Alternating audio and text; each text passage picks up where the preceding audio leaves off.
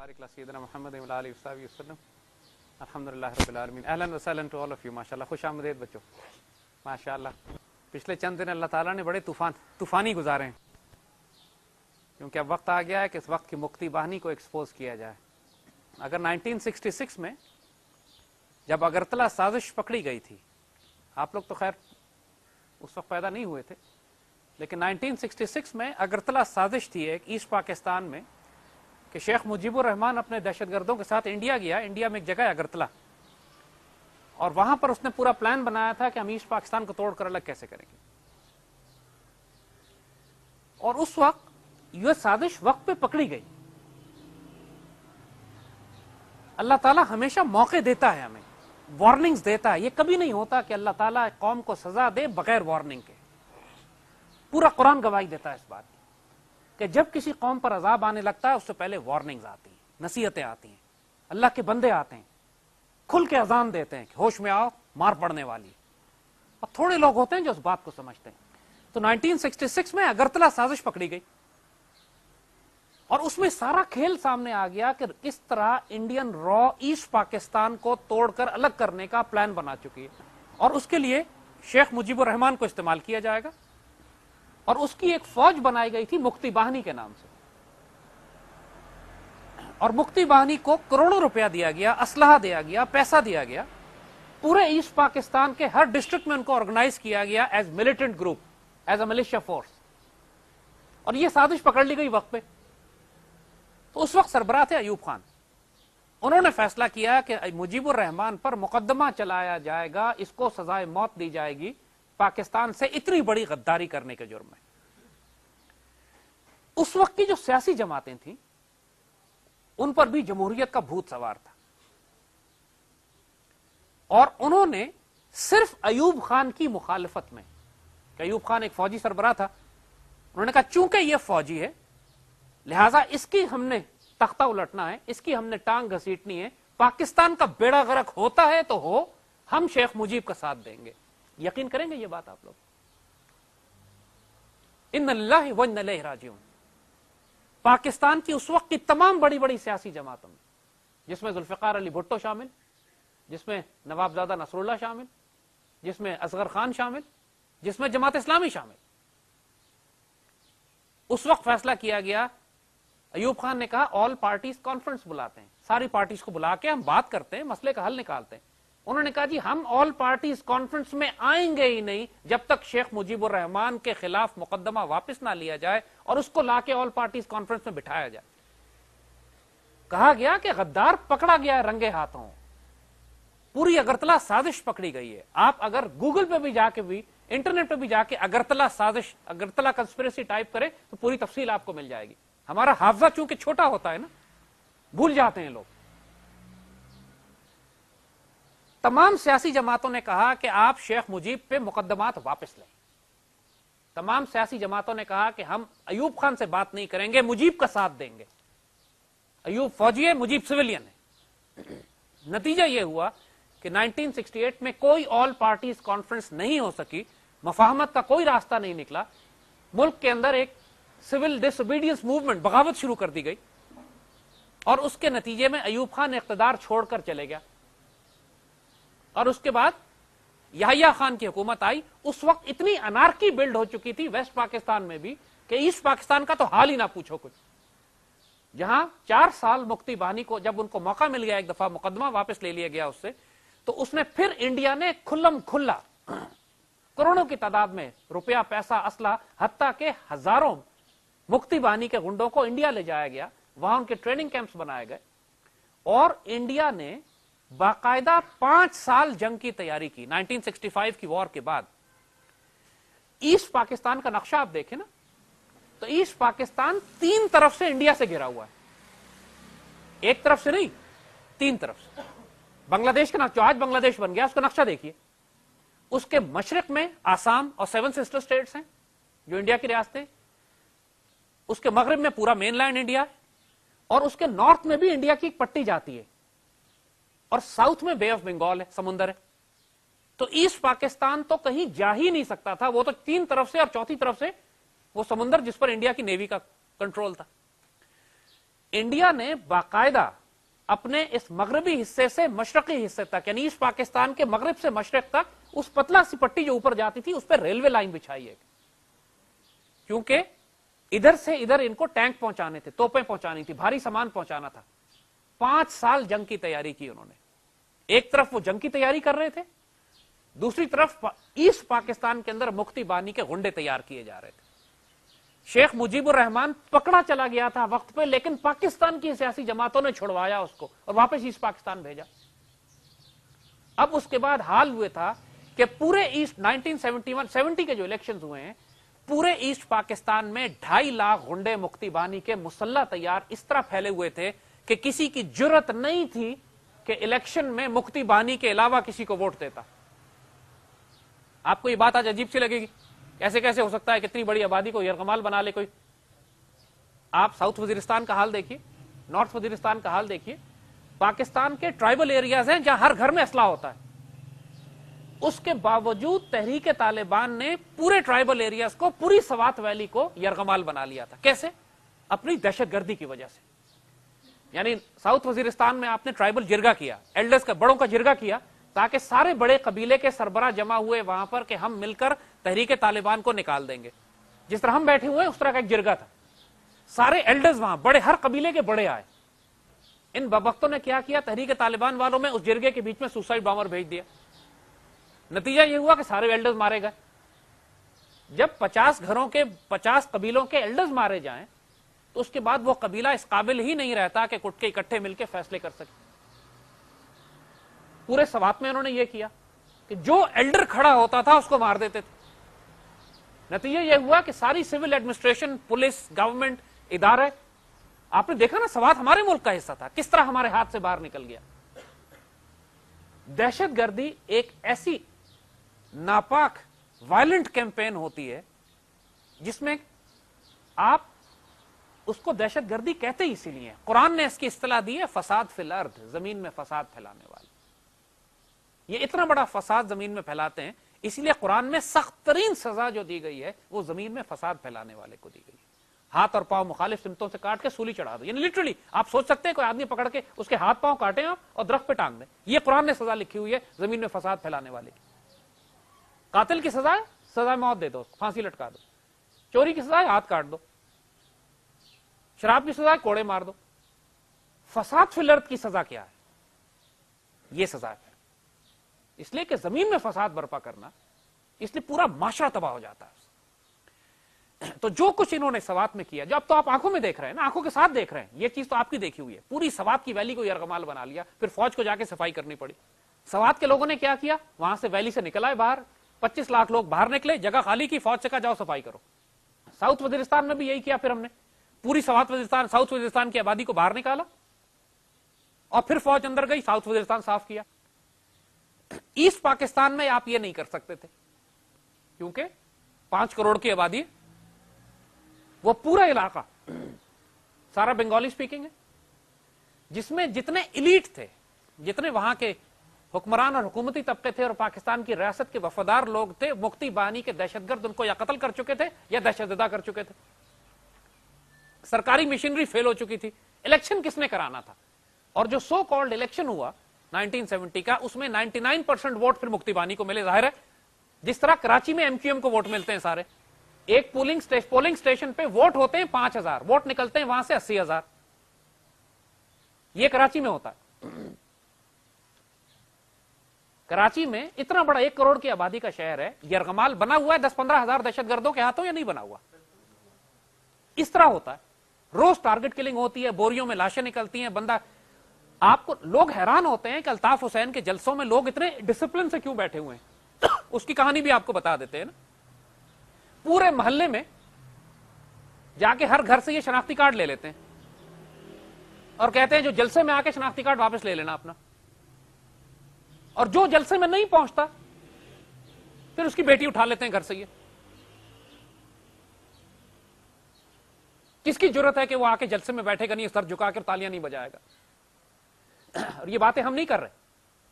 आज का the news पढ़ लीजिएगा, उसमें कराची के टारगेट किलर्स पकड़े गए, جن کی انویسٹیگیشن آئی بی کر رہی ہے, آئی ایس آئی کر رہی ہے, ایم آئی کر رہی ہے, رینجرز کر رہی ہے, سٹیزن پولیس لیجن کمیٹی کر رہی ہے اور ایف آئی اے کر رہی ہے. تمام کے تمام ادارے مل کر جن دہشت گردوں کی انویسٹیگیشن کر رہے ہیں, آج کے دی نیوز میں, آج ہماری 14 تاریخ ہے, 15 تاریخ ہے, آج 15 اپریل ہے ہماری, 15 اپریل کے دی نیوز میں سٹوری چھپی ہے پوری کہ کراچی کے ٹارگٹ کلرز نے کیا خوفناک کہانیاں سنائی ہیں کہ ہم کس طرح کراچی میں قتل و غارت کر رہے تھے. سارے target killers M Q M کے اب پکڑے گئے, اخبار میں چھپ گئی ہیں خبریں. اب یہ کہاں بھاگ کے جائیں گے؟ یہ باتیں ہم ایجاد نہیں کر رہے ہیں, ہر کراچی والے کو پتا ہے. میرا اپنا تعلق کراچی سے, میں پیدا کراچی میں ہوں, ساری عمر کراچی رہا ہوں. اور اگر یہ مہاجر ہونے کا کسی کو تانا دیتے ہیں, یہ تو تانے دینے کی بات کرتے ہیں نا. اللہ کے فضل سے اگر مہاجر ہونا ہے, ہجرت کرنا, تو ہمارے نبی صلی اللہ علیہ وسلم کی سنت ہے. اتنا آنریبل طریقہ ہے. اقبال فرماتے ہیں کہ ہجرت کے بغیر ایمان ہی مکمل نہیں ہوتا. تو اللہ کے فضل سے ہمارے والدین نے بھی ہجرت کی ہے, میرے والد نے بھی اور والدہ نے بھی. تو اگر مہاجر یہ کہتے ہیں ہجرت کرنے والے کو, تو الحمدللہ اس لحاظ سے ہم بھی مہاجر ہیں, ہجرت کرنے والے ہیں. لیکن ہماری ہجرت زمین کے لیے نہیں, ہماری ہجرت اللہ کی طرف ہے. ہم اللہ کے مہاجر ہیں. اور میرا تعلق بھی کراچی سے, تو کوئی مجھے یہ نہیں کہہ سکتا کہ میں, جس طرح یہ فساد پھیلاتے ہیں کہ پنجابی ہمارے خلاف بولتے ہیں, پشتون ہمارے خلاف بولتے ہیں, دوسرے ہمارے خلاف بولتے ہیں. میرا اپنا تعلق کراچی سے, میرے والدین اردو سپیکنگ ہے, میرے والدین ہجرت کر کے آئے, اور ہم کہتے ہیں الطاف حسین غدار ہے ملک و قوم کا. یہی سب کچھ انہوں نے ایسٹ پاکستان میں کی. 1971-70 کے الیکشن ہوئے, 99% یہ جیت گئے مفتی بانی. اس سے پہلے ایسٹ پاکستان کے سارے لوگ پاکستان توڑنا نہیں چاہتے تھے. کیا مجھے بتائیے کراچی کے سارے لوگ جو ایم کیو ایم کے ساتھ ہیں؟ نہیں. لیکن دہشت زدہ تو ہیں نا, خوف زدہ تو ہیں. اسی طرح سوات کے سارے لوگ کیا تحریک طالبان کے ساتھ تھے؟ نہیں. لیکن خوف زدہ تھے, دہشت زدہ تھے, قابو میں آ گئے تھے. یہی حال ایسٹ پاکستان کا کیا انہوں نے. تو ایسٹ پاکستان میں اس سے پہلے مجیب الرحمان کا اعلان اور نعرے یہ تھے کہ ہم پروونشل اٹانومی کی بات کرتے ہیں, صوبائی خود مختاری. آج کل جو صوبائی خود مختاری کے نعرے سن رہے ہیں نا آپ, اور آج کمال دیکھیے کہ پاکستان میں حکومتیں کس کی. فرنٹیئر میں حکومت ہے عوامی نیشنل پارٹی کی. عوامی نیشنل پارٹی وہ جماعت ہے کہ جس کے باپ دادا نے ساری زندگی انڈین کانگریس کا ساتھ دیا ہے. پاکستان کے وجود سے نفرت تھی ان کو, پاکستان کے خلاف لڑتے رہے ہیں, قائد اعظم پر قاتلانہ حملے پلان کروائے انہوں نے, اور ان کی وجہ سے 1947 میں فرنٹیئر واحد صوبہ تھا جس کو پاکستان میں شامل نہیں کیا گیا. پتہ ہے یہ بات آپ لوگوں کو؟ فرنٹیئر کو پاکستان میں شامل نہیں کیا گیا. یہ فیصلہ کیا گیا کہ یہاں ریفرنڈم کرایا جائے گا. فرنٹیئر کے لوگوں سے ریفرنڈم کی انہوں نے طوفان برپا کر دیا انگریزوں کے ساتھ اور ہندوؤں کے ساتھ مل کر کہ ہم پاکستان نہیں جانا چاہتے, ہم انڈیا سے ملنا چاہتے ہیں. ان کی آبادی تھی تھوڑی سی, بکواس زیادہ تھی, تعلقات زیادہ تھے ان کے, ہندوؤں کے ساتھ انگریزوں کے ساتھ ملے ہوئے تھے. ساری پشتون عوام جو تھی وہ پاکستان سے پیار کرتی تھی, قائد اعظم سے پیار کرتی تھی, غیرت مند دلیر مسلمان. لیکن انہوں نے ہنگامہ کر دیا شک ڈالنے کے لیے کہ جی ہم تو پاکستان میں جانا ہی نہیں چاہتے. نتیجہ یہ ہوا کہ فرنٹیئر میں ریفرنڈم کرایا گیا. اور آپ جب آج موٹر وے سے پشاور میں داخل ہوتے ہیں تو پہلا پل جو سامنے آتا ہے اس پہ ایک بزرگ کا نام لکھا ہوا ہے, پیر صاحب زکوڑی شریف کے نام پر وہ پل کا نام لکھا ہوا ہے. یہ وہ اللہ کے ولی درویش لوگ تھے, پیر رحمان کی شریف, پیر جماعت علی شاہ صاحب. یہ وہ بزرگ تھے جو فرنٹیئر کے لوگ تھے. پیر جماعت علی شاہ تو خیر سیالکوٹ کے ماشاءاللہ, پیر رحمان کی شریف یہاں کے تھے, جنہوں نے پھر اپنے مریدوں کو حکم دیا کہ پورے ہندوستان سے اپنے لوگوں کو جمع کرو, فرنٹیئر میں پھیل جاؤ.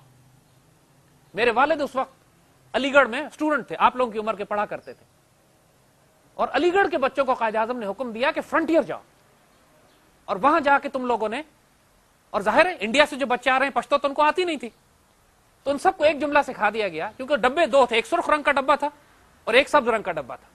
سبز میں ڈالو گے تو مسلم لیگ کو جائے گا, سرخ کو ڈالو گے تو تم عوامی نیشنل پارٹی کو جائے گا.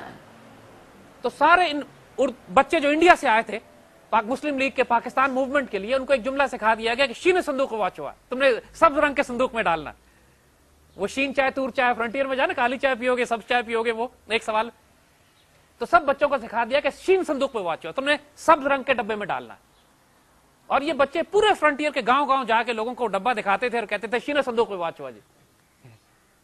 اور صرف 4 سدہ میں, کیونکہ میرے والد چونکہ اس گروپ کا حصہ تھے, 4 سدہ میں ان بچوں کو مار پڑی. चारसद्दा अवामी नेशनल पार्टी का गढ़ था, आज भी है।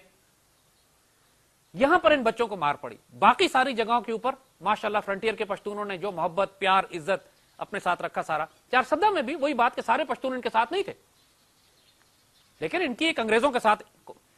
तो खान अब्दुल गफ्फार खान आज भी फ्रंटियर का गांधी कहलाता था।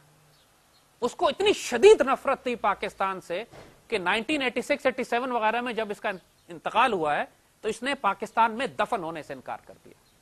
कहा मैं पाकिस्तान में दफन नहीं होऊंगा, मुझे इतनी नफरत है इस जगह से। उस वक्त अफगानिस्तान सोवियत ऑक्यूपेशन में था, अफगानिस्तान में रूसियों की हुकूमत थी। तो इसने कहा मैं जलालाबाद जाके दफन होऊंगा, आजाद मुल्क में। इन्ना लिल्लाहि व इन्ना इलैहि राजिऊन।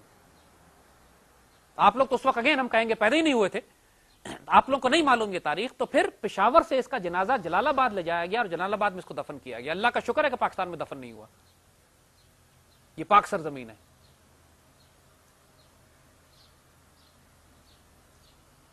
तो ये इन लोगों की हिस्ट्री थी। आज ये लोग हुकूमत कर रहे हैं फ्रंटियर में, जिनकी सारी जिंदगी पख्तूनिस्तान बनाते गुजरी है। भुट्टो के दौर में जुल्फिकार अली भुट्टो, पीपल्स पार्टी की आज हुकूमत है ना, उस वक्त जुल्फिकार अली भुट्टो की हुकूमत थी 70s में। तो भुट्टो ने इनके खिलाफ मुकदमे बनाए थे गद्दारी के, क्योंकि ये रूसियों के साथ मिलकर पाकिस्तान तोड़ के पश्तूनिस्तान अलग करना चाह रहे थे। ये तारीखी हकीकतें हैं जो आप बच्चों को नहीं बताई जाती, मीडिया में कोई बताएगा नहीं और किताबों में लिखी नहीं गई। हर बात हमारी वेरीफाई कर लेना, नेट पे सब कुछ अवेलेबल है, या अपने बड़ों से बुजुर्गों से किताबों में पूछ लेना। कोई बात इसमें अगर गलत निकले तो हमें पकड़ लेना। ये आपको सारी बातें इसलिए बता रहे हैं कि दोस्त और दुश्मन की पहचान कर लो, धोखे में मत आना। ये दोस्त बन के तुम्हारी पुष्ट में खंजर मार रहे हैं। अवामी नेशनल पार्टी से अब जिंदगी भर धोखा मत खाना। ये पलीत नापाक लोग हैं जो सारी उम्र कांग्रेस के साथ रहे, दुनिया में भी उस वक्त भी कांग्रेस के साथ थे, अब भी कांग्रेस के साथ हैं, और अब हम कहते हैं इंशाअल्लाह आखिरत में भी ये गांधी के साथ उठाए जाएंगे, क्योंकि कहलाता ही फ्रंटियर का गांधी है ये। इन्ना लिल्लाहि, कोई कहला है फ्रंटियर का अबू जहल। इन्ना लिल्लाहि व इन्ना इलैहि राजिऊन। किस किस्म का खूबसूरत खिताब है, मेडल, इसके नसीब का मेडल है इसको जो मिला। फ्रंटियर का गांधी, बड़े फख्र से कहते थे अपने आप को फ्रंटियर का गांधी।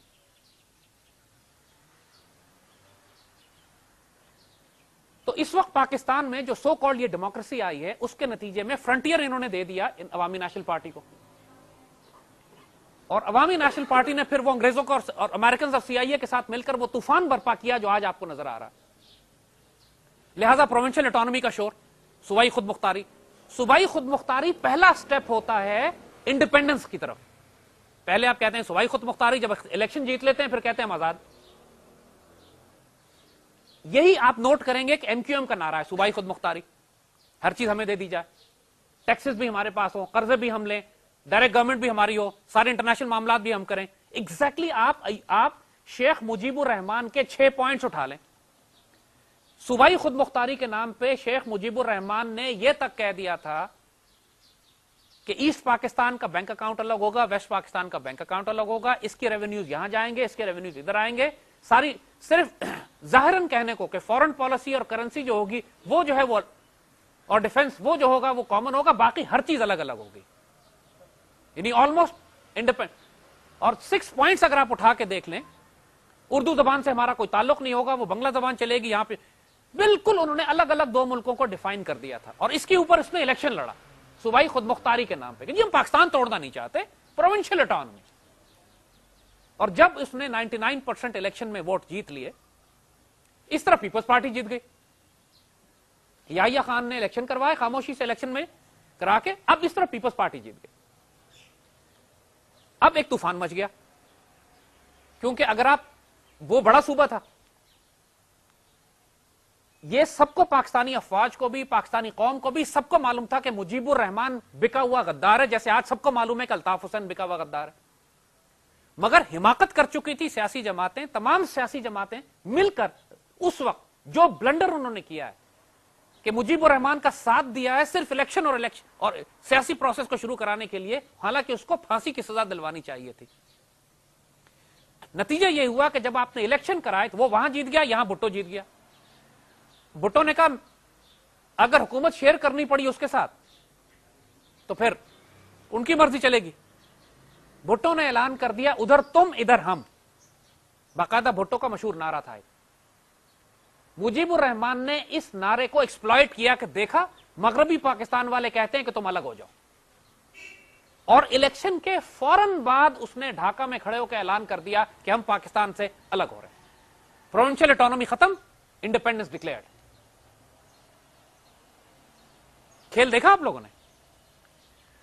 और साथ साथ उसने मुफ्ती बानी को हुक्म दे दिया कि मगरबी पाकिस्तान से ताल्लुक रखने वाले हर फर्द को, हर औरत को, हर बच्चे को ज़िबा कर दिया जाए। अब यहां पे हम रेकमेंड करेंगे कि कुतुबुद्दीन अजीज की किताब ब्लड एंड टीयर्स पढ़िए। ब्लड एंड टीयर्स ऐसी किताब है कि जो पाकिस्तान की तारीख से गायब कर दी गई है। हम लोगों ने उसको स्कैन करके अपनी वेबसाइट पे भी डाला है, नेट पे अवेलेबल है वो, blood and tears bye Qutubuddin अजीज। कुतुबुद्दीन अजीज पाकिस्तान के सबसे रिलायबल, ऑनेस्ट, इंटेग्रिटी वाले डिप्लोमेट, सिफारतकार, और 70-71 की दहाइयों में, शुरू में, उस दौरान में, ईस्ट पाकिस्तान के फॉल के बाद उन्होंने पूरे मशरकी पाकिस्तान से जो लोग महाजरीन कराची पहुंचे, सैकड़ों लोगों के इंटरव्यू करके उन्होंने चश्मदीद वाकयात डॉक्यूमेंट किए कि ईस्ट पाकिस्तान में हुआ क्या था।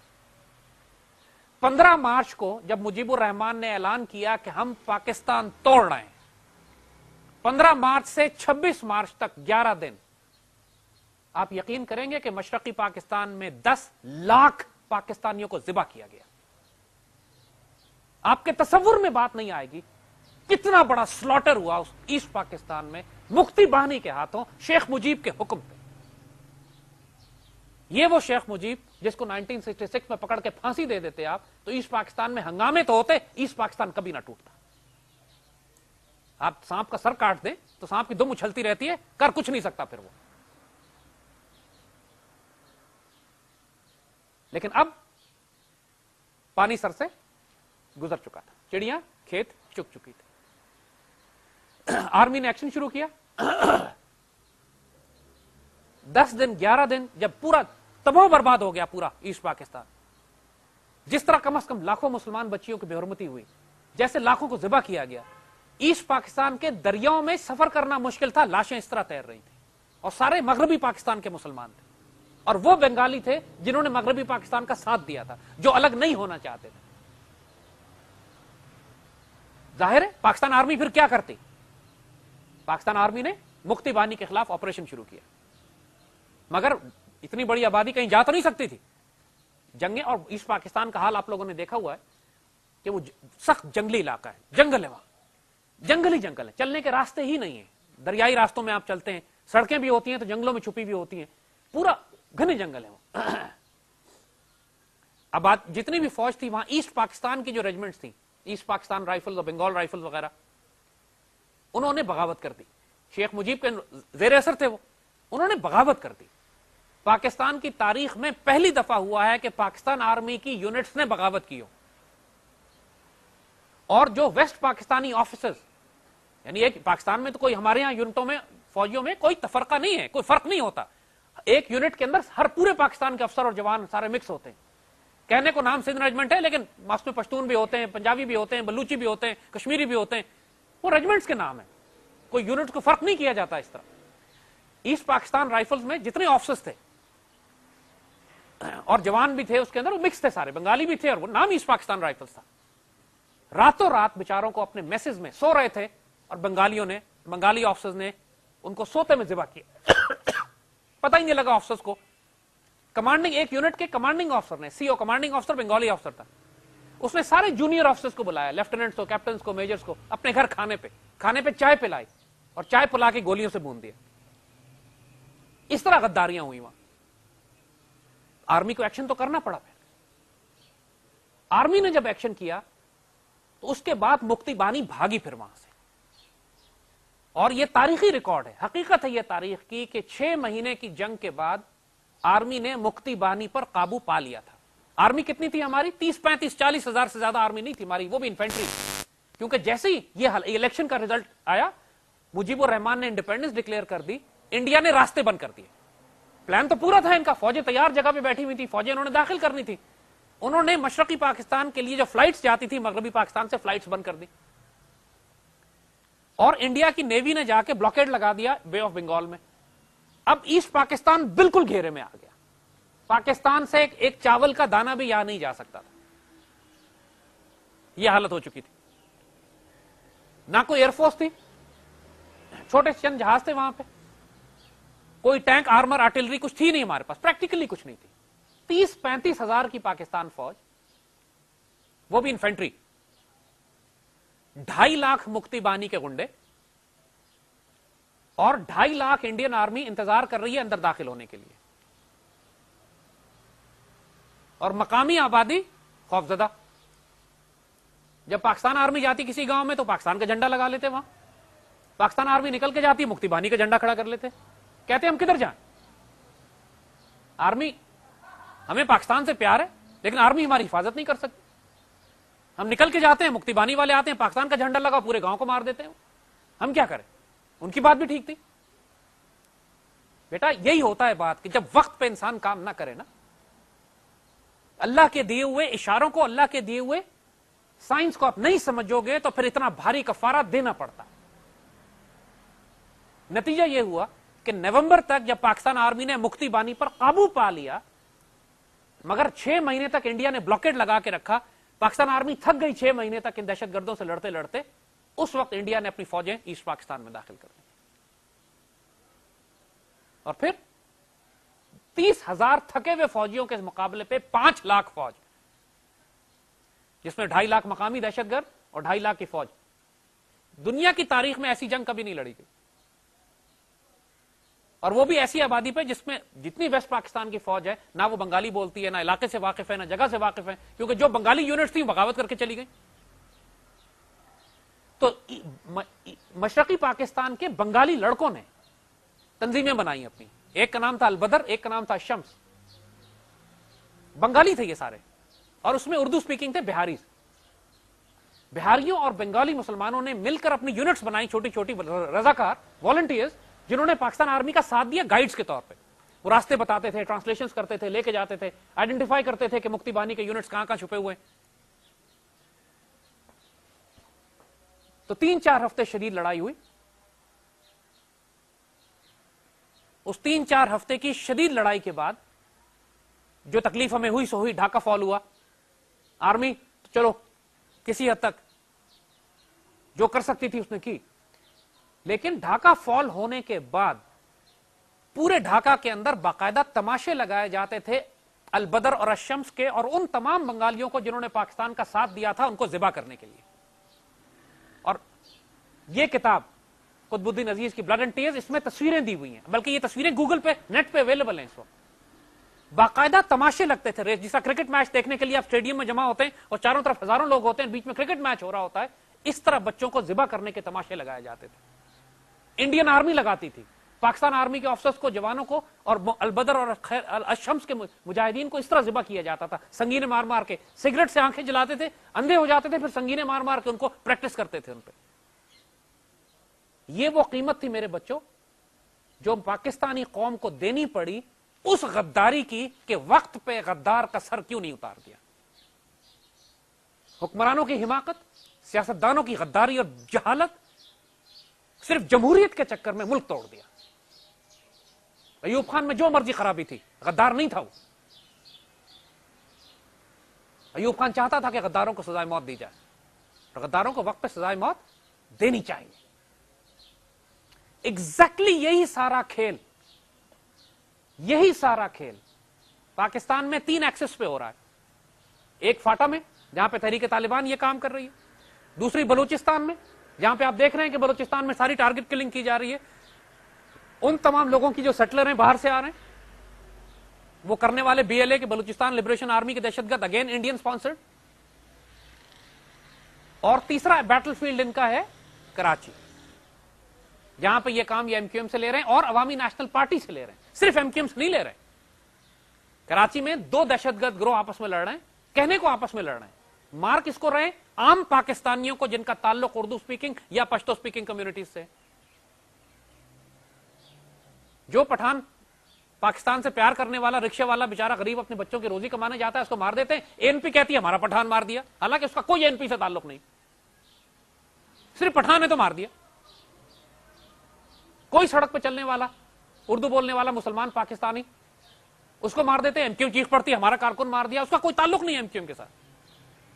آپ آج کا اسٹیٹمنٹ پڑھیں, ہم ریکمینڈ کرتے ہیں آپ کو, جو آج کے نیوز میں پوری سٹوری, پوری انٹروگیشن کی ڈیٹیل چھپی ہے, جس میں وہ کلر دہشت گرد ایم کیو ایم کے بتاتے ہیں کہ ہم رات چلتے جو پٹھان نظر آتا تھا مار دیتے تھے, کہتے تھے, اور بعد میں این پی والے شور کرتے تھے کہ ہمارا کارکن مارا گیا.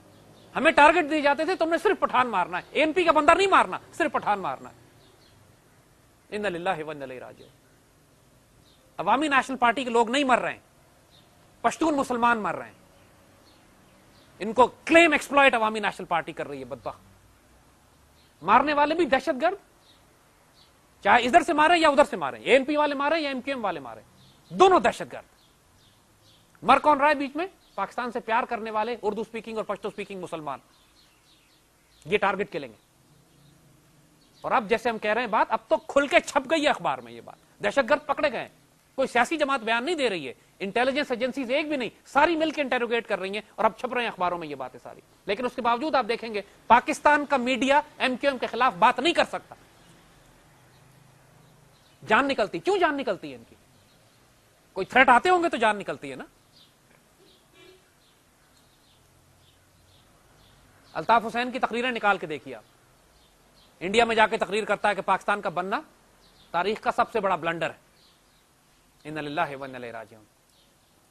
پھر بات کرتا ہے صوبائی خود مختاری کی, اور جو صوبائی خود مختاری کے ڈیمانڈ اس نے دیے ہیں, اور شیخ مجیب کے ڈیمانڈ اٹھا کے دیکھ لیجیے, آئیڈینٹیکل ہیں, بلکہ اس کے اس سے زیادہ.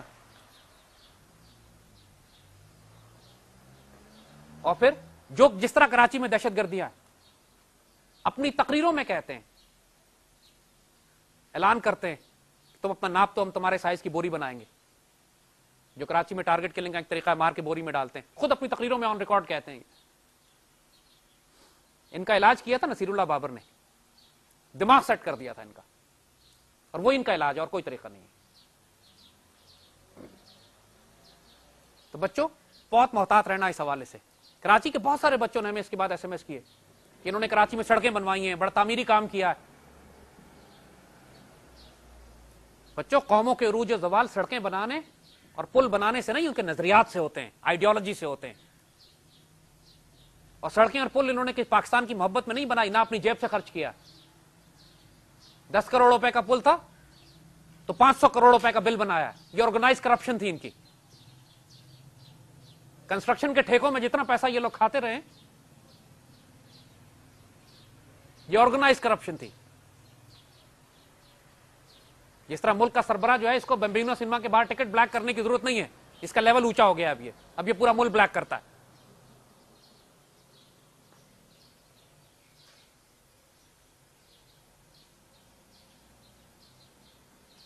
تو ان کی اصلیت کو سمجھو, ان کی ریالٹی کو جانو.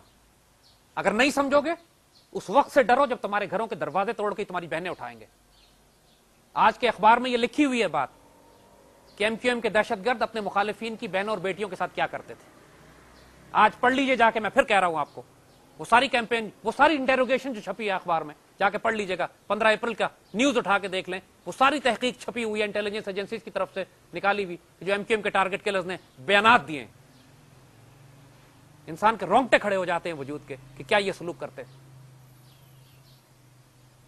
اور صاف صاف لکھا ہوا اس میں, سارے احکامات لندن سے آیا کرتے ہیں. ہمیں ہر ایک آدمی کا ٹارگٹ نام دیے ہوئے ہیں ایم کیو ایم کے لیڈرز کے, جن کے حکم پہ ہم قتل کرتے تھے. اب کیونکہ جو پکڑا گیا لہذا بول رہا ہے ساری باتیں وہ, تو اس غلط فہمی میں مت رہیے گا. یہ پاکستان کا سیاسی نظام جو ہے, یہ کسی صورت میں پاکستان کو کچھ نہیں دے گا. تباہ برباد ہو جاؤ گے دنیا میں بھی اور آخرت میں, اگر دوبارہ الیکشن طلب کیا تو. الیکشن نہیں مانگنا, نہ مارشل لا علاج ہے نہ الیکشن علاج ہے. اب پہلا سٹیپ ہی یہی ہے کہ پاکستان سے پیار کرنے والے پیٹریوٹس کی کیئر ٹیکر حکومت بنائی جائے, جو نظام درست کرے, دہشت گردی درست کرے, کرپشن درست کرے. ملک کو سٹیبلائز تو کرو نا. جب انسان مر رہا ہوتا ہے, آپ ایمرجنسی روم میں جاتے ہیں, پہلا کام وہ کیا کرتے ہیں, چاہے پورا جسم کی ہڈیاں ٹوٹی ہوں, پہلا کام وہ کیا کرتے ہیں, پہلا کام آدمی کو سٹیبلائز کرتے ہیں, آکسیجن لگاتے ہیں, سٹیبلائز کرتے ہیں, بجلی کا جھٹکا دیتے ہیں تاکہ سانس تو چلے نا اس کی. اس کے بعد اس کی ہڈی کا فریکچر اور آگے پیچھے چیزیں آپریشن کیے جاتے ہیں اس کے.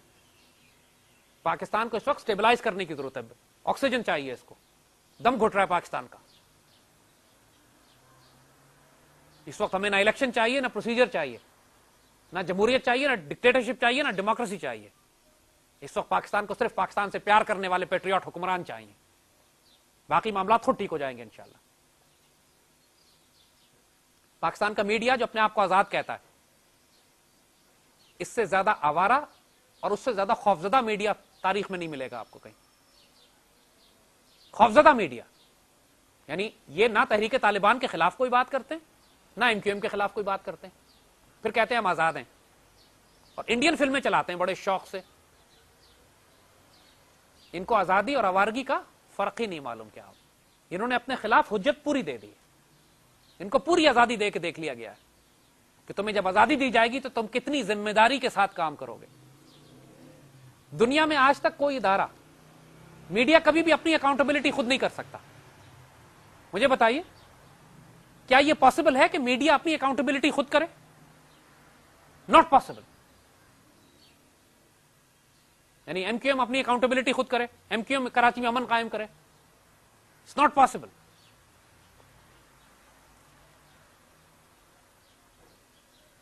اور پھر دنیا کے ہر ادارے میں کوئی نہ کوئی معیار ہوتا ہے کہ انسان کو داخل کرنے کا۔ سپریم کورٹ کا جج جو ہوتا ہے وہ ایک پچھلے 20-25 سال کی سروس کر کے پھر اوپر پہنچتا ہے تو سپریم کورٹ کا جج بنتا ہے۔ آرمی میں ایک سیکنڈ لیفٹیننٹ بھرتی ہوتا ہے، 20-25-30 سال کی سروس کے بعد جا کے جرنیل بنتا ہے۔ کسی بھی ادارے کو لے لیجیے، کسی بھی کوئی اسکول میں، یونیورسٹی میں ٹیچر ہوتا ہے، وہ نیچے سے ترقی کرتے کرتے اوپر جاتا ہے۔ صحافت پاکستان کا ایک واحد ادارہ ہے کہ جہاں پر نہ کوئی کوالیفیکیشن چاہیے، نہ کوئی کریڈینشل چاہیے، نہ پہ کوئی کرائٹیریا ہے، نہ کوئی کوالٹی چیک ہے، نہ کوئی لائسنس آپ کو چاہیے۔ آپ کے ہاتھ میں صرف مائک آ جائے آپ بڑے صحافی بن جاتے ہیں۔ یہ نہیں پتا کہ آپ کی تنخواہ کون دے رہا ہے، آپ پیسے کہاں سے لے رہے ہیں، لفافے کہاں سے پہنچ رہے ہیں، آپ کا تعلیمی معیار کیا ہے، آپ نے ڈگری بھی لی ہے یا نہیں، تعلیم بھی حاصل کی ہے، پروفیشنلی جرنلزم کی ہے نہیں، کچھ نہیں معلوم کسی کو۔ چند ایک ہوں گے جو کوالیفائڈ ہوں گے، باقی صرف مائک پکڑنے والے ہیں۔ اور پھر کس کے ہاتھوں میں استعمال ہو رہے ہیں؟ یعنی برنارڈ لوئس ایک بہت مشہور اورینٹلسٹ ہے۔ اورینٹلسٹ کہتے ہیں کہ جو وہ انگریز یا امریکی یا غیر ملکی مغربی کہ جو مشرق کے معاشروں کا تجزیہ کرتا ہے۔ برنارڈ لوئس اپنے تجزیے میں لکھتا ہے کہ جو مغرب کی تہذیب ہے، جو مغرب کی سویلائزیشن ہے، اس نے جو دنیا پر قبضہ کیا ہے، اس کے لیے دو اس کے ستون ہیں، دو پلرز ہیں جس کے اوپر کھڑے ہو کے مغرب کی تہذیب یہ دنیا پر قبضہ کرتی ہے۔ ایک اس نے کہا وکیل، لائرز، یہ قوانین جو بناتے ہیں سارے۔ دوسرا اس نے کہا صحافی، جرنلسٹ۔ پاکستان کے ایک مشہور صحافی، یعنی میں نام نہیں لے سکتا ان کا کہ غیبت ہو جائے گی اور پرسنل ہونے کی ضرورت نہیں ہے، ایک بہت مشہور صحافی پاکستان کے ہم سے ہمارے منہ پہ پرائیویٹلی کہتے ہیں، نعوذ باللہ ثم نعوذ باللہ استغفر اللہ العظیم، کہ ہم لوگ طوائفوں کی طرح ہیں، جو زیادہ ریٹ لگاتا ہے اس کے پاس چلے جاتے ہیں۔ ان للہ و انا الیہ راجعون۔ کہنے لگا جو اپنی اصلیت ہے وہ بتا دینی چاہیے، یہی ہماری اصلیت ہے۔ ان للہ و انا الیہ راجعون۔ اور یہ پاکستان کے مشہور ترین صحافی ہیں، ٹی وی پہ بڑے ان کے پروگرام چلتے ہیں، بڑے انالیسس تجزیے ہوتے ہیں۔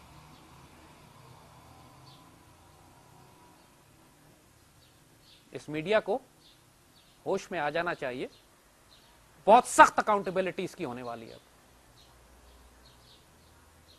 یہ سمجھتے ہیں حق کی اذان کو اپنے چینل سے بند کر کے خود بچ جائیں گے، دہشت گردوں کے ہاتھوں بلیک میل ہو کے اپنے آپ کو بچا لیں گے، پاکستان کے دشمنوں سے پیسے لے کر پاکستان کی آئیڈیالوجی اور نظریات اور روحانی اساس کو تباہ کر کے، قائد اعظم اور اقبال کے بارے میں شک میں ڈال کے، کریشن آف پاکستان اور ٹو نیشن تھیوری پہ شک پیدا کر کے یہ دنیا اور آخرت میں بڑے سرخرو ہو جائیں گے۔ ہر اشتہار میں انڈین ایکٹریسز کو دکھا کر یہ سمجھتے ہیں کہ بہت پیسے کما لیں گے۔ اللہ کی لاٹھی بڑی سخت بے آواز ہے، لیکن اب جو اللہ کی لاٹھی ہوگی نا اس کی آواز بھی آئے گی، اور اس کی گرج بھی ہوگی، گونج بھی ہوگی، اس کا جلال بھی ہوگا۔ اور یہ لاٹھی صرف سیاستدانوں پہ نہیں ہوگی، خیانت کرنے والوں پہ نہیں ہوگی، حکمرانوں پہ نہیں ہوگی، میڈیا پہ بھی ہوگی۔ کیونکہ اس وقت دشمن کا سب سے بڑا ہتھیار جو پاکستان کی روحانی اور نظریاتی اساس کی جڑیں کاٹ رہا ہے وہ یہ میڈیا ہے۔ تو بچوں تمہاری ذمہ داری بڑی بھاری ہے، جب پوری دنیا کا میڈیا لگا ہوا ہے اور پاکستانی میڈیا سمیت پاکستان کی روحانی نظریاتی اساس کی جڑیں کاٹنے میں، یہ آپ کی ذمہ داری ہے کہ پاکستان کے پرچم کو بلند رکھیں. شک نہ کرنا کبھی پاکستان کی قیام پر، پاکستان کے وجود پہ. کبھی شک نہ کرنا قائد اعظم پہ، اقبال پہ، اور اس بات پہ کہ اللہ نے یہ پاکستان اس لیے بنایا تھا کہ یہاں پر ہم خلافت راشدہ کا نظام نافذ کریں گے. اس پہ شک نہ کرنا کہ یہ پاکستان اس لیے بنا تھا کہ حضور کی اس حدیث نے پورا ہونا ہے کہ مسلمانوں کی ایک جماعت دوبارہ ہندوستان پہ قبضہ کرے گی، جا کے غزوہ ہند ہونا ہے. اس بات پہ شک نہیں کرنا کبھی کہ یہ پاکستان اللہ نے اس لیے بنایا تھا کہ یہ مرکز بنے گا جہاں پہ مسلم ایک ہوں گے حرم کی پاسبانی کے لیے، یونائٹڈ اسٹیٹس آف اسلام. ان باتوں پہ اگر شک کر دیا تو پھر دشمن جیت گیا. پھر جو کوئی ڈس انفارمیشن اور جھوٹ تمہارے اوپر مسلط کیا جا رہا، پھر نہ عزت تمہاری ہوگی، نہ آبرو ہوگی، نہ غیرت ہوگی، نہ شرم ہوگی، نہ مقام ہوگا، اور دنیا اور آخرت کی رسوائی ہوگی. اللہ نے جو کام لینے وہ لینے، فیصلوں کے وقت اب بالکل نظر آنے والے ہیں چند دنوں میں. اور یہ اس وقت یہ وقت ہے بالکل کہ جب حق اور باطل کو الگ الگ کیا جا رہا ہے، تاکہ قرآن کے الفاظ میں جو مرے وہ کھلی گمراہی پہ پوری نشانیوں کے ساتھ، پوری شہادتوں کے ساتھ مرے، اور جو زندہ رہنا چاہتا ہے حق کی پوری نشانیوں کے ساتھ زندہ رہے. کسی کو پھر یہ شک نہ رہ جائے کہ مجھے موقع کچھ اور مل جاتا تو میں اپنے اعمال درست کر لیتا. موقع دے دیے گئے، اذانیں آ چکی ہیں، اب صرف اللہ کے حکموں کو نافذ کرنا رہ گیا. وہ رب جب چاہے گا کرے گا، لیکن جلد کرے گا انشاءاللہ. اللہ آپ کا حامی و ناصر ہو، اپنے حفظ و امان میں رکھے. حوصلہ رکھیے گا، کام آپ سے لیا جائے گا، کوئی اور آ کے نہیں کرے گا. اللہ کا دست بازو آپ نے بننا ہے. آپ مایوس ہو گئے، پھر اللہ آپ کو تبدیل کر کے ایسی جماعت لے آئے گا جو اللہ سے راضی ہوں گے اور اللہ ان سے راضی ہوگا. تو بہتر نہیں ہے کہ یہ سعادت ہمارے نصیب میں ہو. جزاک اللہ خیر. کوئی سوال ہو تو بسم اللہ. بیٹا دیکھو بات یہی ہے، انڈیا والے جو کچھ پاکستان کے ساتھ کر رہے ہیں اس وقت، یہ کوئی نئی کتاب ایجاد نہیں کر رہے، 71 کی بک کو ریپیٹ کر رہے ہیں. انہوں نے ہماری کمزوری دیکھ لی ہے. انہوں نے کمزوری یہ دیکھ لی ہے کہ یہ قوم کمپلیسنٹ ہے، یہ قوم وقت پہ کام نہیں کرتی، سست ہے، کاہل ہو جاتی ہے. اس میں غدار خریدنا آسان ہے. یہ بھی انہوں نے ہماری کمزوری دیکھی ہے. انہوں نے یہ بھی دیکھ لیا ہے کہ اس قوم کو پروونشل اٹانومی کے نام پر، صوبائی خود مختاری کے نام پر بیوقوف بنایا جا سکتا ہے، قومیت کے بنیاد پر بیوقوف بنایا جا سکتا ہے. انہوں نے 1947 میں جب پاکستان بنا تھا، آپ کو یاد ہوگا، قائد اعظم ڈھاکہ گئے تو پہلا سوال یہی فسادیوں نے قائد اعظم سے کر لیا کہ پاکستان کی قومی زبان اردو ہوگی کہ بنگلہ. قائد اعظم نے کہا اردو ہوگی. انہوں نے کہا دیکھا قائد اعظم تو اردو سپیکنگ والوں کے اور ہم الگ ہو رہے ہیں. 1947 میں پاکستان بنتے ہی انہوں نے بیج ڈال دیا تھا ایسٹ پاکستان الگ ہونے کا. 1956 میں وہاں پہ جو سیپریٹسٹ لیڈرز تھے انہوں نے اعلان کر دیا تھا کہ ہم پاکستان کو السلام علیکم کہتے ہیں. تحریک 47 سے شروع ہو گئی تھی. تو اسی طرح بیٹا کراچی میں جو کچھ یہ گروپ کر رہا ہے یہ وہی پیٹرن ہے جو مکتی. لیکن فرق کیا ہے؟ ایسٹ پاکستان میں تمام بنگالی سپیکنگ تھے، میجورٹی 90% بنگالی سپیکنگ تھے، 8-10% اردو سپیکنگ یا ویسٹ پاکستانی تھے. کراچی میں یہ بات نہیں ہے. کراچی میں اس وقت گروپس کون کون سے ہیں؟ اگر ہم گروپس کی بات کریں، ایم کیو ایم کے 20-25 ہزار دہشت گرد ہیں. ایم کیو ایم کے مقابلے پہ ایم کیو ایم کا دوسرا گروپ بن گیا ہے ایم کیو ایم حقیقی. وہ انڈین ایجنٹس نہیں ہیں، وہ بہتر لڑکے ہیں. گو کہ وہ بھی قتل و غارت میں انوالوڈ ہیں لیکن وہ بہتر لڑکے ہیں، کم از کم پرو انڈین نہیں ہے. ان کی جنگ ایم کیو ایم سے چل رہی ہے، پاکستان کے خلاف نہیں ہے. چند ہزار وہ ہیں. پھر وہاں پہ پشتونوں نے اپنے آپ کو آرگنائز کر لیا، وہ ایک گروپ بن گیا. پھر وہاں مختلف مذہبی گروپ ہیں، سنی تحریک کا گروپ بھی ہے، وہاں پہ جماعت اسلامی کے لوگ بھی موجود ہیں، وہاں پہ مختلف قسم کی جہادی تحریکیں بھی ہیں، تنظیمیں بھی ہیں. میرا بیٹا یہ تو ہم نہیں بتا سکتے ہیں کہ انہوں نے اسٹڈی کیا ہے نہیں، لیکن انڈینز نے ضرور اسٹڈی کیا ہے، اور یہ انڈینز ان کو جو سکھا رہے ہیں اس طریقے سے یہ آپریٹ کر رہے ہیں. نہیں بیٹا، یہی بات تو اللہ کے فضل سے تسلی ہمیں دیتی ہے کہ اس وقت اگر کوئی چیز، کوئی آرگنائزیشن پاکستان کو بچا رہی ہے تو آرمی کی ہائی کمان ہے. جی بیٹا.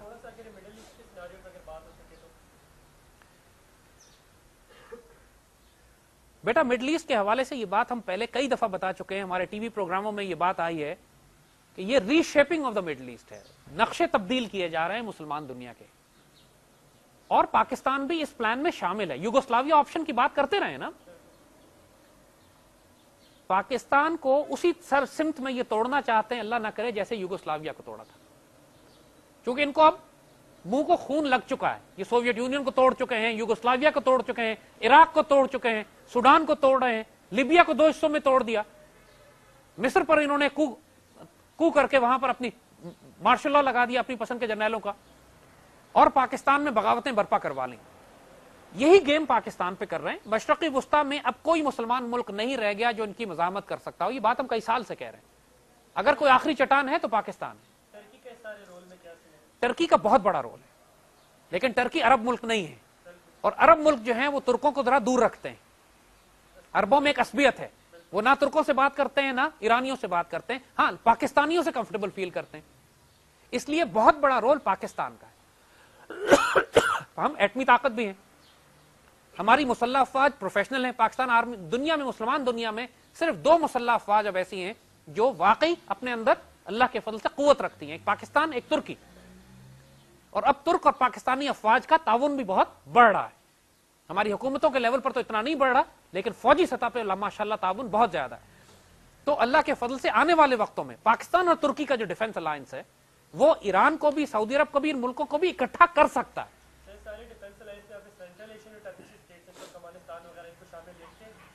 तुर्की का, अगेन तुर्की के जरिए, देखिए मैंने अर्ज किया ना कि बहुत से हिस्से ऐसे हैं जहां तुर्की का इन्फ्लुएंस ज्यादा है, बहुत जगह है जहां हमारा इन्फ्लुएंस ज्यादा है। तो हम दोनों को मिलकर यह काम करना है, अकेला तुर्की नहीं कर सकता। तो वो जो डिफेंस अलायंसेज हैं, जो ताउन बनता है सारा, वो हमारा और तुर्की का नेचुरल बनता है। हमारे पास न्यूक्लियर वेपन्स हैं, टर्क्स के पास नहीं है, हम उन्हें न्यूक्लियर अम्ब्रेला और कवर दे सकते हैं। तो आने वाले वक्तों में इंशाल्लाह मुसलमान मुल्क कोई अकेला काम नहीं करेगा। नेटो भी अकेला तो नहीं कर रहा, नेटो 20 मुल्कों का मजमुआ है। इसी तरह मुसलमान मुल्कों को भी कलेक्टिव सिक्योरिटी ब्लॉक्स बनाने पड़ेंगे। अकेला अकेला मुसलमान मुल्क नहीं लड़ सकेगा। वही हाल होगा जो मिडिल ईस्ट में हो रहा है, एक एक करके ये हड़प करते जाएंगे, अल्लाह ना करे।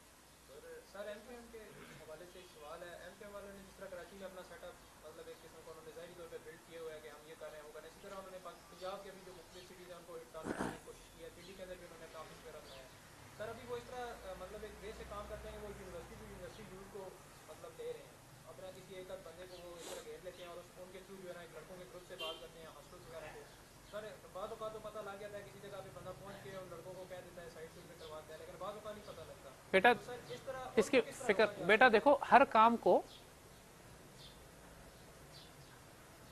सांप का सर कुचलना चाहिए। अगर सर नहीं कुचलोगे तो वो अंडे बच्चे देता रहेगा। सांप का सर लंदन बैठा हुआ है, उसके खिलाफ मुकदमात भी हैं, सारे सबूत सामने भी आ चुके हैं, रोज आए जा रहे हैं, सबको पता है वो कौन है। सिर्फ एक पाकिस्तान में मजबूत हुकूमत हो तो फिर आप उसको डिमांड कर सकते हैं कि दहशतगर्द दो हमें जरा। बात यही है कि एक एक बच्चे के पीछे भागने का कोई फायदा नहीं है। एमक्यूएम के जितने नीचे बच्चे काम कर रहे हैं, अक्सरियत पाकिस्तान से प्यार करने वाले, गलत जगह फंस गए, जाके एक दो जुर्म कर बैठते हैं, फंस जाते हैं, ब्लैकमेल होते हैं। उसके बाद इन बच्चों को मारना नहीं है, इनको अपने पास वापस लेकर आना है, सिर्फ सांप का सर कुचलना है। चंद एक लीडर्स हैं इनके जो इंडिया के साथ, जो नीचे वाले बच्चों को तो पता भी नहीं है कि ऊपर वाली लीडरशिप इंडिया से जाके क्या फैसले करके आई है। वो बेचारे तो अपने ख्याल में अपने हकूक के लिए लड़ मर रहे हैं। क्या सुसाइड बॉम्बर जो बेचारा खुदकुशी करता है उसको पता है कि मुझे पीछे से इंडिया वाले किस तरीके से भेज रहे हैं? वो तो 12-14 साल का लड़का होता है जो अपने आप को उड़ा के आ जाता है। उससे नफरत नहीं करनी, सांप के सर की तरफ जाना है। उसके लिए लाजिम है कि पाकिस्तान में हुकूमत बदले। आप बात हम कर रहे हैं ना, ऐसी हुकूमत हो पाकिस्तान में कि जो पाकिस्तान से प्यार करने वाली हो, पाकिस्तान में लॉ एंड ऑर्डर भी दुरुस्त करे, इकोनॉमी भी दुरुस्त करे, और पाकिस्तान की आइडियोलॉजी को भी दोबारा बुलंद करे। जी बेटा।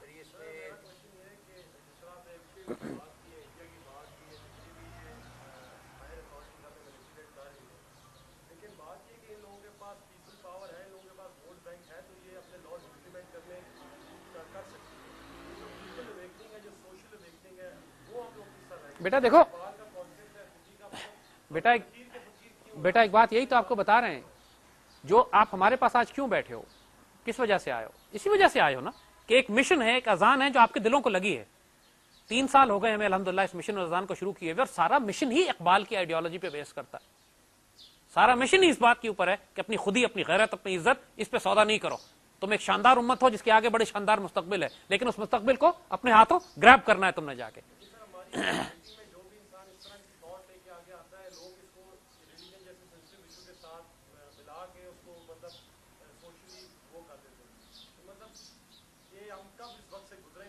बेटा आप गुजरेंगे नहीं, आपको खुद निकलना पड़ेगा। اگر آپ دوسروں پہ انتظار کرو گے تو دوسرے بیڑا غرق کر دیں گے آپ کا. Do not wait for others to make bring the change, you be the change. ہم نے کسی کا انتظار تو نہیں کیا تھا. اگر میں انتظار کرتا بیٹھ کے کہ شاید کوئی اور آ کے اقبال کو زندہ کر دے, پھر تو کام ہو گیا تھا.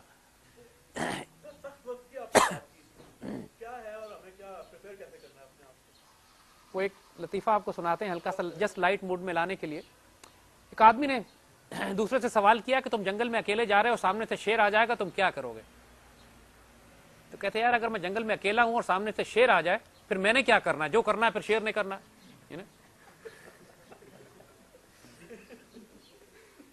بیٹا تیاری کا وقت تم لوگوں کے پاس اب ہے. اگر تیاری نہیں کرو گے پھر جو کرنا ہے وقت نے کرنا ہے, پھر شیر نے کرنا ہے جو کرنا ہے. وہ ٹائم نہیں ہوگا پھر تم لوگوں کے پاس. اور تیاری تمہاری یہ نہیں ہے کہ تم رائفلیں نکال کے بیٹھ جاؤ, سڑک پہ پتھراؤ کرو اور آگ لگاؤ. اپنی روحانی اساس کی تربیت کرو, توبہ کرو, استغفار کرو. یہ کرنا ہے. قرآن سے, رسول سے, اللہ کے رسول سے, قرآن سے, اقبال سے تعلق کو جوڑو. اپنی ریالٹی کو سمجھو. اپنی آنکھ ناک کال کھولو, احمق مت بنو. ان جھوٹے خداؤں کے پیچھے چلنا بند کرو. ڈیموکریسی اور ڈکٹیٹرشپ اور کیپٹلزم اور سوشلزم اور کمیونزم اور یہ سیاسی جماعت اور وہ سیاسی جماعت, یہ سب جھوٹے خدا ہیں. توبہ کرو. یہ تیاری کرنی ہے. آپ عراق کو دیکھیے, عراق سخت وقت ہے. عراق از دا سخت وقت. مسلم دنیا کا سب سے تعلیم یافتہ پڑھا لکھا ملک تھا, جہاں پہ per capita PhDs مسلم دنیا میں سب سے زیادہ تھے. آج وہ پی ایچ ڈیز رائفلیں اٹھا کے اپنے بچوں کی آبرو بچاتے پھر رہے ہیں, گلیوں میں لڑ رہے ہیں. یہ سخت وقت ہوتا ہے.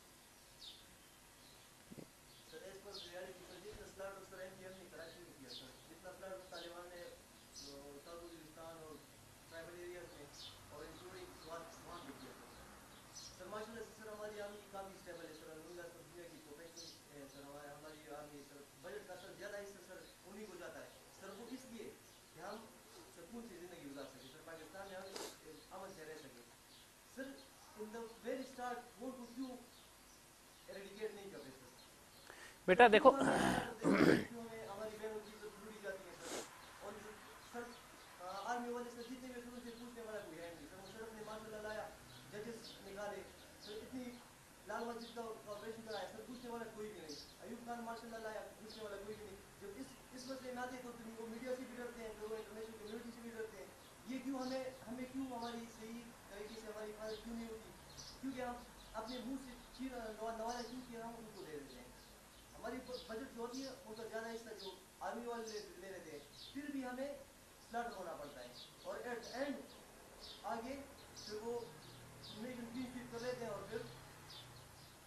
میرے دیکھو بات یہی ہے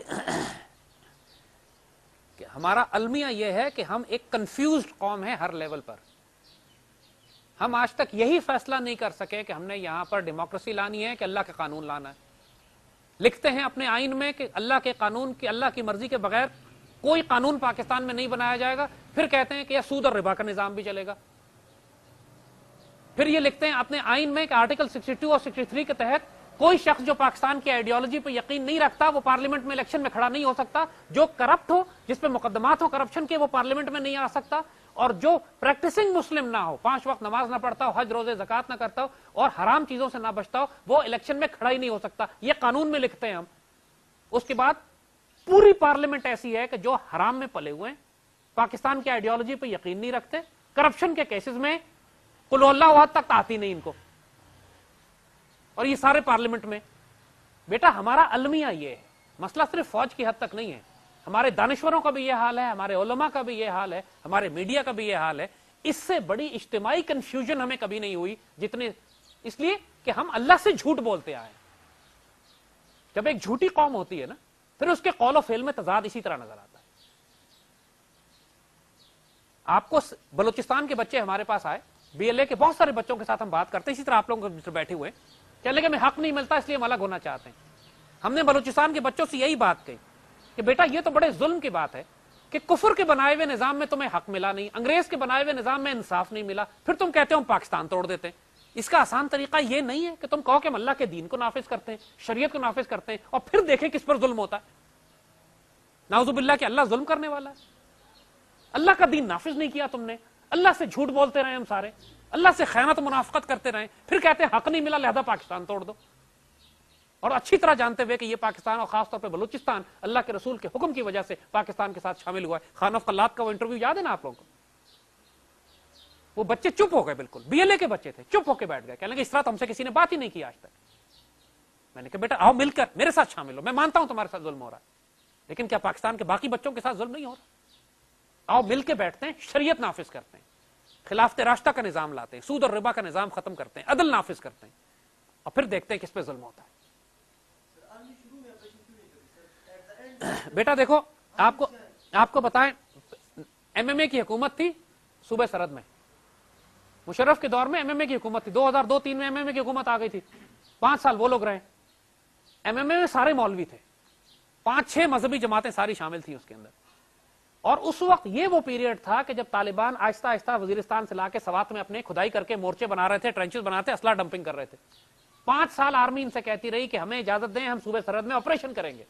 انہوں نے کہا جی ہم مذاکرات کریں گے, اگر آپ نے آپریشن کیا تو ہم بغاوت کر دیں گے, سارے لوگ نکل کے سڑکوں پہ آ جائیں گے, ہم آپریشن نہیں کرنے دیں گے آپ کو. آرمی اپنے لوگوں کے خلاف تو نہیں لڑ سکتی اگر اپنے لوگ ہزاروں لاکھوں مولوی سڑک پہ آ کے کھڑے ہو جائیں بیچ میں. جب عوامی نیشنل پارٹی کی حکومت آئی, جب مولوی چلے گئے, اس وقت تحریک طالبان نے کھلی بغاوت کر دی. جب کھلی بغاوت کی تو اس وقت بھی اب فوج پریشان ہے, ہم کیا کریں. اس وقت بھی عوامی نیشنل پارٹی نے کہا کہ ہم آپریشن نہیں کرنے دیں گے, ہم مذاکرات کریں گے. انہوں نے کہا ٹھیک ہے آپ مذاکرات کر لیں. جب وہ الٹیمیٹلی کیپٹن جنید اور وہ لیفٹیننٹ جنید اور دوسرا جو افسر تھا نجم, جب ان کے گلے کاٹے ایس ایس جی کے معاہدہ کرنے کے بعد, جب شریعت آرڈیننس نافذ بھی ہو گیا, اس کے بعد جب ان چاروں افسروں کے گلے کاٹے گئے تو آرمی نے کہا بس اب ہم صبر نہیں کریں گے. پھر آپ کو یاد ہوگا پھر prime minister Gilani TV پر آیا اور گیلانی نے کہا یہ بات کہ ہم فوج کو آج طلب کر رہے ہیں. سوال یہ پہلے کیوں نہیں طلب کیا؟ فوج اپنی مرضی نہیں کرتی ایک نظام میں رہتے ہوئے, فوج پولیس کی ڈیوٹی نہیں کر سکتی. فوج اپنی ڈیوٹی اس مرضی اس وقت کرتی ہے جب اس نے مارشل لا لگانا ہوتا ہے بس, اور مارشل لا لگانے کے بعد کرتی ہے جو کرتی. جب مارشل لا نہیں لگاتی اس وقت بیٹھ کے دیکھتی ہے کہ سول حکومت کیا کر رہی ہے. مارشل لا لگا لے پھر اپنی مرضی کرتی ہے. ہم آج چاہتے ہیں کہ فوج جائے اس حکومت کا تختہ الٹے, لیکن فوجی حکومت نہ آئے, آئے سویلین حکومت, کیئر ٹیکرز آئے پیٹریوٹس, پاکستان سے پیار کرنے والے, سویلین ہو, فوجی نہیں ہو. اور پھر وہ سویلین فوج اپنا لا اینڈ آرڈر کا کام کرے, عدلیہ اپنا کام کرے, ایگزیکٹو جو ہے وہ اپنا کام کرے پاکستان کو چلانے کا, کہ معیشت کیسے ٹھیک کرنی ہے, آرگنائزیشن گورننس کیسے ٹھیک کرنی ہے. جو کچھ پہلے ہو چکا ہے ہم نے اس سے سیکھنا ہے, اس پر تانے نہیں دینے ایک دوسرے کو, اس پہ سیکھنا ہے, اور آگے کا لائحہ عمل ہمارا مختلف ہوگا, اس لیے کہ اب حالات بدل چکے ہیں. ہم پاکستان ایک مختلف حالت جنگ میں, اس قسم کی جو تاریخ اس وقت ہمیں جن چیزوں سے واسطہ پڑ رہا ہے, ہمیں اپنی 63 سال کی تاریخ میں ایسا واسطہ نہیں پڑا کبھی. وہ پرانے حل ان مسائل کا حل نہیں ہے, اب ہمیں نیا حل نکالنا ہے. اور نیا حل یہی ہے کہ پاکستان میں ایک اسٹرانگ کیئر ٹیکر گورنمنٹ ہو جو سختی سے دہشت گردوں اور کرپٹ لوگوں کا فیصلہ کرے. کرپشن کو بھی سزائے موت ہوگی اب, دہشت گردوں کی طرح. سر آپ نے بات کی ہے کہ اپنے آپ کو برے وقت کے لیے تیار کریں, سر ہم کون کون سے ایکسس پہ کام کر سکتے ہیں اور کرنا؟ بیٹا آپ سے کہا برے وقت کے لیے تیار کرنے کا مطلب پہلے بتا دیا, توبہ کرو, اپنے آپ کو آرگنائز کرو, حرام کی زندگی سے توبہ کرو, اپنے لائف سٹائل کو شریعت کے مطابق لے کر آؤ, اور اقبال کی آئیڈیالوجی کو پڑھو. کیونکہ اب آنے والے وقتوں میں جو آزمائشیں ہوں گی, آپ کو نروز چاہیے ہوں گی, دل چاہیے ہوگا. ہتھیاروں کا معاملہ اتنا نہیں ہے, پاک فوج ہے ماشاءاللہ معاملات کو ٹھیک کرنے کے لیے, سول پیراملٹریز ہے ہمارے پاس, لیکن ہمیں وہ لوگ چاہیے ہوں گے جو قوم کو مایوسی سے بچائیں. ہمیں وہ لوگ چاہیے ہوں گے جو قوم کو حوصلہ دیں, اکٹھا کر کے رکھیں, دشمنوں کو, فرقوں کو, تفرقوں کو, سازشوں کو سمجھتے ہوں, بیکاز وہ آپ کے ذہنوں پہ کام کر رہا ہے, آپ کے دلوں پہ کام کر رہا ہے. بیٹا میری جان, حضور کی ایک حدیث صلی اللہ علیہ وسلم ان کو سامنے رکھو کہ مومن ایک سوراخ سے 2 بار نہیں ڈسا جاتا. یہ دیکھ لو کہ کون کتنی مرتبہ وزیر اعظم بن چکا ہے اور انہوں نے کیا تیر مارا وزیر اعظم بننے کے بعد. مزید کتنے ایکسپیریمنٹس کریں گے ان کے ساتھ, پہلی بات. دوسری بات, ایک فرد اکیلا کچھ بھی نہیں کرتا, اپنے مشیروں اور ایڈوائزرز کے ساتھ کرتا ہے. حضرت علی رضی اللہ تعالیٰ عنہ سے کسی نے کہا کہ آپ کے دور میں اتنا فتنہ ہے, آپس میں سول وارز ہیں, لڑائیاں ہو رہی ہیں, آپ سے پہلے والے جو خلفاء تھے ان کے دور میں امن تھا, تو یہ کیوں؟ سیدنا علی رضی اللہ تعالیٰ عنہ فرماتے ہیں اس لیے کہ ان کا مشیر میں تھا, میرے مشیر تم لوگ ہو. بات سمجھے آپ؟ یہ سیدنا علی کے مقام پر بھی کوئی اللہ کے ولی فقیر درویش صحابی ہو تو وہ فرماتے ہیں کہ مشیروں پہ آدمی چلتا ہے, اپنا مشیر. تو جو بھی لیڈر بناؤ کہ جس کو سمجھو کہ لیڈر ہے، اس وقت جو آپ کو نظر آ رہے ہیں، میں کسی کا نام نہیں لوں گا، کوئی بھی لیڈر نہیں ہے، کوئی بھی پاکستان کی تاریخ، پاکستان کو اس تکلیف سے نکالنے والے نہیں ہیں، یہ سب سسٹم کے لوگ ہیں۔ ان میں سے کون ہے جو سود اور ربا کا نظام چینج کرنا چاہتا ہو؟ ان میں سے کون ہے جو کہتا ہو کہ خلافت الحم منہاج النبوہ یا خلافت راشدہ کی بنیاد پر پاکستان کی تعمیر ہونی چاہیے؟ ان میں سے کون ہے جو یہ کہتے ہیں کہ یونائٹڈ اسٹیٹس آف اسلام ہونا چاہیے؟ ان میں سے کون ہے جو کہتے ہیں غزوہ ہند کی تیاری کرو؟ ان میں سے کون ہے جو یہ کہتے ہیں کہ سیدنا عمر بن عبدالعزیز کے طور پر خلیفہ وقت کو یا حکمران وقت کو معاشرے کا غریب ترین فرد ہونا چاہیے؟ کوئی بھی نہیں بیٹا، جھوٹے خداؤں کے پیچھے نہیں جانا، پھر بتا رہے ہیں یہ سب فالس گاڈز ہیں بیٹا۔ اس الیکشن کا تو ہم نے بیڑا غرق کرنا ہے، استغفر اللہ العظیم۔ جس دن میں الیکشن میں کھڑا ہو گیا، استغفر اللہ العظیم، اللہ میں اپنی پناہ میں رکھے، ہم ایسی ذلت اور رسوائی سے شہادت پسند کریں گے۔ اللہ آپ لوگوں کو اپنے حفظ مان میں رکھے۔ بریک کرتے ہیں، یعنی بارش بھی ہو رہی ہے، عصر کی نماز کا وقت بھی ہے، آپ کے لائق خدمت ہے، اس پیغام کو پھیلاؤ بیٹا۔ بات یہ بیٹا، یہی بات تو آپ کو بتا رہے ہیں۔ دیکھو وہ ٹی وی پہ ایک بچہ بڑا اس بیچارے کا مذاق بڑا بنایا لوگوں نے، پولیس مارے گی تو ہم انقلاب کیسے لائیں گے؟ بات یہ ہے کہ اسی لیے بچوں کو منع کرتے ہیں سڑکوں پہ نکلنے سے، اس لیے کہ ہمارے بچے ابھی تربیت یافتہ نہیں ہیں۔ لوگ ہم سے کہتے ہیں کہ آپ کیوں روکتے ہیں بچوں کو سڑکوں پہ آنے سے؟ بیٹا ہو بھی جاتے ہیں تو we are not going to participate in this. ہم نظریاتی آئیڈیالوجیکل کام کریں گے، یہ سسٹم چلنے والا نہیں ہے، سمپل سمجھ لو۔ آپ ایک فیلئر کو دوسرے فیلئر سے ایکسپیریمنٹ کرنا چاہتے ہیں، کر لیں، حالات اور خراب ہو جائیں گے، اکانومی اور کولیپس ہو جائے گی، لا اینڈ آرڈر اور خراب ہو جائے گا، سڑکوں پہ اور انارکی پھیل جائے گی۔ الیکشن کراتے رہیں بیٹا۔ مجھے صرف یہ بتاؤ بیٹا، صرف یہ بتاؤ، تم نے اقبال پڑھ لیا؟ Prepare your self, time is coming for you now. یہی سسٹم تھا نا۔ آف کورس میری ایج زیادہ ہے آپ لوگوں سے، ایگریڈ، ایکسپیرینس اللہ نے زیادہ دیا ہے، لیکن ہم بھی اگر فرسٹریٹ ہوتے رہتے کونے میں بیٹھ کے تو پھر تو کچھ نہیں ہونا تھا نا۔ 3 سال پہلے دنیا میں کوئی نیوز ون کو نہیں جانتا تھا، ہمیں نہیں جانتا تھا، اللہ نے موقع دیا، ہم ایک چینل پہ آئے، ہم نے اذان دینی شروع کی، ایک پروگرام کیا، لوگوں نے مذاق اڑایا کہ یار you are a conspiracy theorist, کیا بکواس کر رہے ہو، یہ کیسے ہو سکتا ہے کہ زائنس نیوکون جو ہے پاکستان میں ساری وار آن ٹیرر جو ہے وہ ایک نیا مڈل ایسٹ بنانے کے لیے اور پاکستان توڑنے کے لیے گیم شروع ہو رہا ہے۔ پرانے پروگرام دیکھو نا، ہمارے لوگوں نے مذاق اڑایا ہمارا، ایک پروگرام چلا، دوسرا چلا، تیسرا چلا، آج 3.5 سال ہو گئے، پوری دنیا کا کفر ہمیں تھریٹ محسوس کر رہا ہے، اور پوری دنیا کے مسلمان ہماری طرف کنورج کر گئے کہ یار بات تو ٹھیک کر رہا ہے یہ فقیر۔ بیٹا جان، اپنے آپ کو تنہا نہیں سمجھو، اللہ رسول کی طاقت تمہارے ساتھ ہے، اگر تمہیں ڈٹرمنیشن ہے، سنگل مائنڈڈ فوکس ہے کہ میں نے تبدیلی اللہ کے حکم سے لانی ہے۔ اقبال کہتے ہیں ایک سپاہی کی ضرب کرتی ہے کار سپاہ، ایک سپاہی کی اسٹرینتھ، ایک سپاہی کی اسٹروک جو ہے، طاقت جو ہے، وہ فوجوں کا کام کرتی ہے۔ اللہ کے بندے، اللہ کی جماعت لاکھوں میں نہیں ہوتی، مٹھی بھر ہوں گے ہمیشہ، آلویز، جو تبدیلی لاتے ہیں، باقی لوگ فالو کرتے ہیں۔ تو تم فالوور نہیں بنو، لیڈر بنو۔ جس طرح ہم نے مشن کو شروع کیا ہے، ایگزیکٹلی اسی مشن کو اٹھاؤ، اسی میسج کو اٹھاؤ، لے کے پھیل جاؤ۔ لوگ مذاق بھی اڑائیں گے لیکن ہزاروں بات بھی سنیں گے۔ تم نے اس وقت بار بار پوچھتے ہو کیا کرنا ہے، اس پیغام کو نافذ کرو اپنے اوپر اور پھیلاؤ، یہ کام کرنا ہے، اور دیکھو پھر اس کی برکت کیا ہوتی ہے۔ کسان جب بیج پھینکتا ہے نا کھیتوں کے اندر، وہ صرف اس کا کام ہے بیج پھینکنا، زمین تیار کر کے، باقی کام اللہ کا ہے۔ کب بارش برسے گی، کب اس کو زمین اس کو کب نکالے گی، فصل نکل آتی ہے، بیج تو پھینکنا میری جان۔